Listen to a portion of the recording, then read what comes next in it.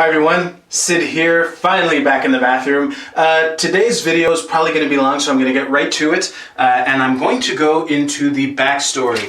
So, about a month ago, I shared a picture on Facebook, and this picture was, just to describe it, I couldn't find it sadly, but to describe it, it was a picture of Donald Trump, Ted Cruz, Hillary Clinton, and Bernie Sanders, and it had a text written across it that read, choosing between the lesser of evils is still evil. And I basically, what I wrote next to that picture was, no matter what I say about any of the candidates, if I lived in the United States, I wouldn't show up to vote for any of these four people.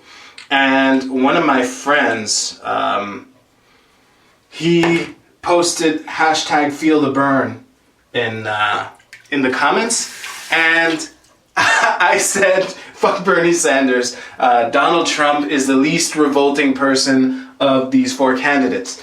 And he was so shocked that he challenged me, and what's cool about this guy is that he was able to challenge me in a way that actually got me to seriously think about it.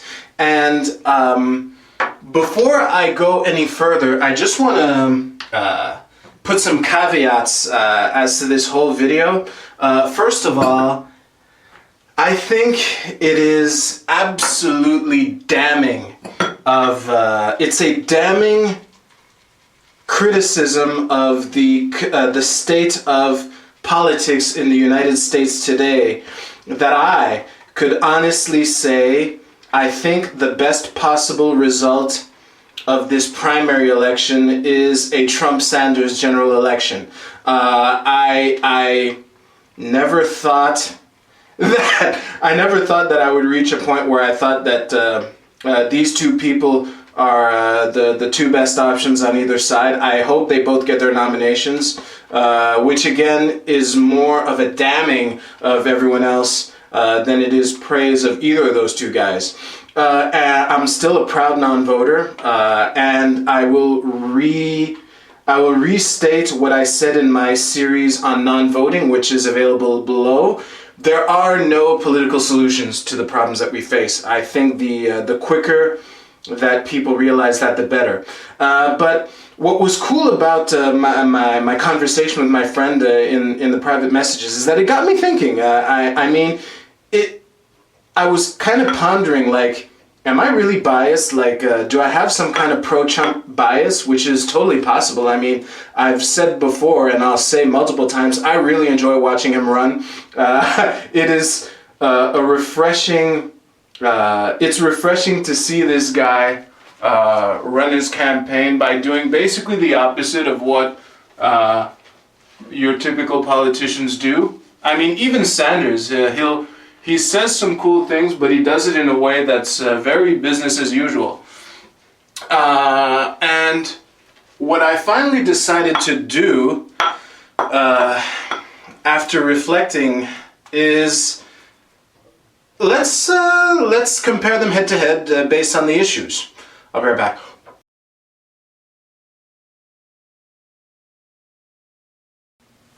So I set out with the goal of really comparing Trump and Sanders on the issues, and what delayed the filming of this video was that I had trouble finding a list that I found satisfactory. So I finally found one on procon.org. I will provide a link to that below.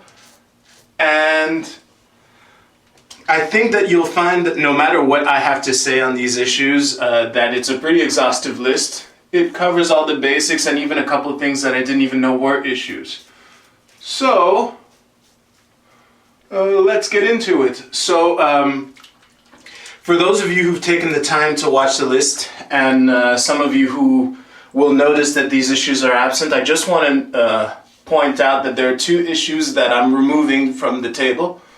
The first issue, which I didn't even know was an issue, is the issue of the elections themselves. But I will give an honorable mention to Bernie Sanders on the issue of should felons who've completed their sentences be allowed to vote. When I read that, I was like, why wouldn't they? And kudos to Trump to Sanders for being on the side that they should. Again, within the paradigm of voting, I don't see why not. The whole thing is you've paid your debt to society, so we're good now. And the other issue that I'm removing from the table is healthcare, because when you look at the sub-issues that this breaks down into, it basically comes down to abortion and Obamacare.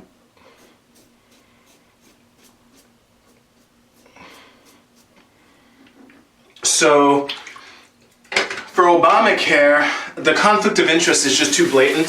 Surprise, surprise, all the Democrats support it and all the Republicans oppose it. Ooh, stop the press. And as far as abortion is concerned, I think it's way too complicated. I think that if the issue of abortion to you boils down to a simple pro-life versus pro-choice binary choice, I think that says more about you than it does about the issue of abortion, or certainly any of the candidates. So, let's get to it. Oh, the other thing I wanted to mention, there are some things where Trump and Sanders are tied.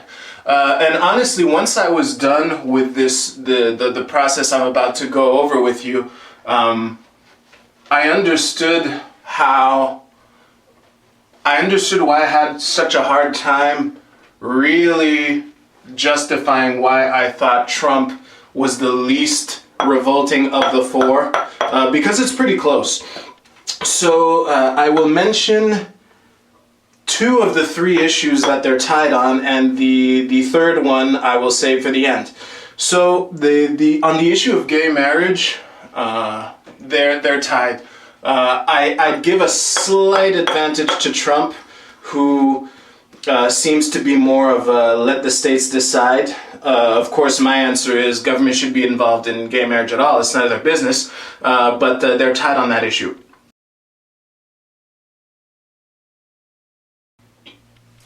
And Trump and Sanders are also tied on the issues of cannabis. They both support medical use of cannabis. I would give a slight advantage to Sanders because he seems to support recreational use of cannabis as well. But from what I remember, Trump doesn't have a clear position on that. So that's a wash as well. So the first issue in the list, I'll go column by column here, is crime and justice. That one clearly goes to Sanders because the two sub-issues are basically the Supreme Court and the death penalty. Now, again, like Obamacare, the Supreme Court appointment thing, the conflict of interest is just too blatant, and all the candidates are along party lines. And on the issue of the death penalty, Sanders opposes it, Trump supports it. So go Sanders on that. Next, we have the economy and taxation. Please. Honestly, if you honestly think that Bernie Sanders can even step into the ring with Trump on the issue of economics,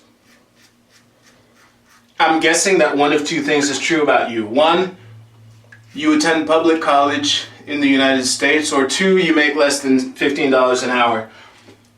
And that's not a judgment call on either of those groups. I'm just saying you probably have a clear conflict of interest. That's just a guess, but please.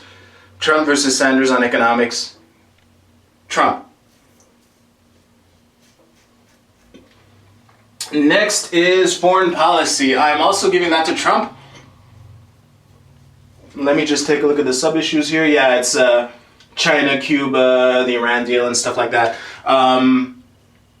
I give it to Trump, and another thing I'd like to mention is that On foreign policy, I would much rather have Trump negotiating on my behalf. Again, within the paradigm of statism, I'd rather have Trump negotiating on my behalf than Sanders. I mean, on one hand, you have a successful businessman who makes his living on making deals, and on the other hand, you have a congressman, and Congress, the function of Congress is to produce documents that provide multiple answers to the question, how are we going to force people to behave? So no, I know who I'd rather have negotiating on my behalf. On the issue of guns and the Second Amendment, I think that's a clear Trump win for me. I do have a gun rights video in the works. I've had the broad strokes for a gun rights video ever since shortly after the Paris attacks of November.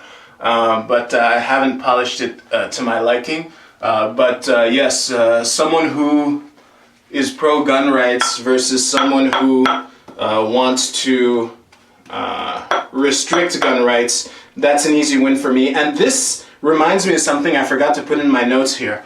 And I want to point this out because this illustrates just how crazy both of these candidates are. Both Trump and Sanders have said things that are so crazy that there's no way you can support this without having thought it through. Certainly not without having applied it to other issues. I will say this: these things disqualify both these people as far as I'm concerned. But Donald Trump wants to make it easier to sue reporters, and Bernie Sanders wants gun manufacturers to be liable for people that guns kill. Fucking crazy, both of them.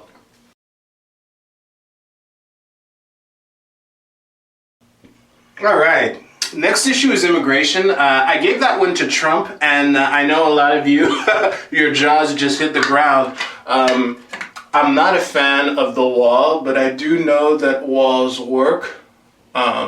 They work in this apartment. I'm sure they work in your home as well. But the thing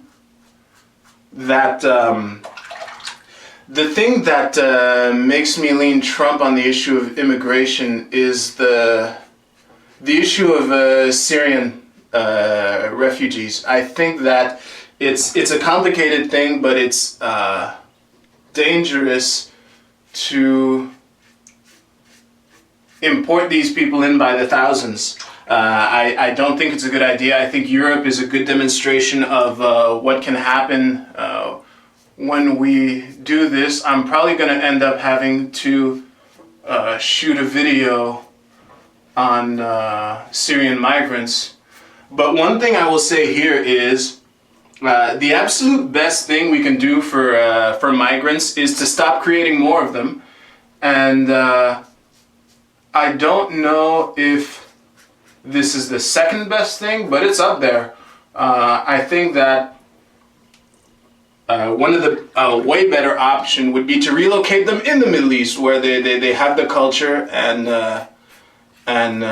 Sharia law is not doesn't clash with other peoples in the Middle East nearly as much as they do in the West. And also, on the issue of illegal immigrants from Mexico, I'm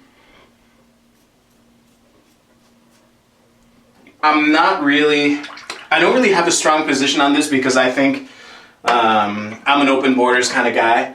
But if you're gonna have laws, you have to have those laws instead of if you're gonna have such a thing as illegal immigration and then do the path to citizenship, like why immigration? Why not just do that for everything? Like we have speeding laws, but oh you're in a hurry? Well, go right ahead.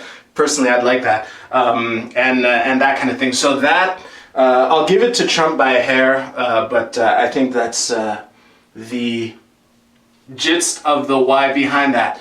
And the before last issue is military and the war on terror. This was a surprise to me, but I'm giving it to Sanders because the main thing. I'm surprised because on the issue of drone strikes, Sanders seems to support it, which is fucked up. But the main thing that disqualifies Trump from getting the win on this issue is that Trump thinks it's a good idea to fight ISIS with US ground troops in Syria. That's exactly what ISIS wants, and anyone who supports this, by the way, Trump and Hillary Clinton agree on this, anyone who supports this is just loony. In poker, there's Caro's Great Law of Poker tells, which says, and I'm generalizing it to people are either acting or they're not. And in either case, you figure out what they want and you disappoint them. And ISIS, and I hate to use such light terms for this, but I think my point will get across anyway. Basically, everything that ISIS has done is to troll the United States and bait them into attacking them on the ground with ground troops in Syria. And giving ISIS exactly what they want is madness. And I can't see anything good resulting from that. So fuck anyone who thinks that's a good idea. And the last issue that I will cover today, well, on this list, is science and the environment. So this was quite the ride, because when you look at what both candidates have to say, and this is what I did at first, it's kind of clear that Sanders gets the win on this. And I initially did give him the win on this. And then a question spontaneously popped into my head, and I dug a little, and I learned that Bernie Sanders supports a tax on carbon. Oh, no, that another hot topic that I'm just mentioning and then running away from, but what I have to say on climate change, I might do a video on this as well. First of all, I think it's dangerous to automatically accept a model that categorizes exhaling as damaging the environment, even if just a little bit. And also, no matter what anyone has to say on the issue, I don't need a thermometer to know that I want to live in a clean environment. I don't care what the thermometer says. I want to live in a clean environment no matter what. So as kind of icky as the things that Trump has to say on climate and the environment and science, a carbon tax ain't gonna change shit. It's just fantasy, and I would use his support of a carbon tax to deduct even more points from Sanders on the economics scale. It's just madness. So that being said, if we tally up the votes, ladies and gentlemen, your winner by a score of 4-2, and still least revolting person left in the campaign, Donald Trump. So yeah, it's sad. But that's what I think, and we've just gone over the issues. So with that, I thank the person who actually motivated me to think about it seriously, and I will thank you for watching this video. I'm going to compress the usual call to action, so please subscribe to my channel, like, share, leave comments below. I do read them, try to be responsive, find links to my Twitter and Tumblr and all that shit. So thank you very much for watching. You take care. I will see you soon. Later.